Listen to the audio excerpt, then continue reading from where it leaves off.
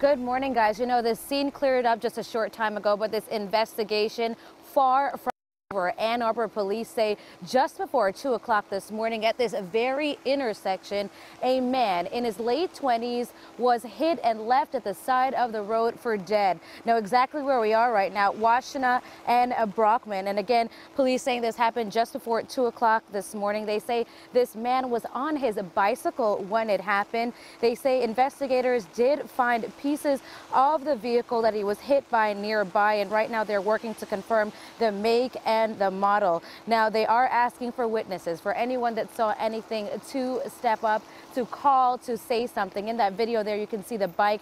Investigators say the bike was literally right next to the body when they got here at the scene this morning. They say that man in his late 20s did have ID on him. They say they do know who he is, but they have not notified his family just yet. So, of course, they are not releasing his name or more information. Again, if you have any information on this, you're urged to call police right away. Just a sad story here. A man riding his bicycle hit, left on the side of the road for dead.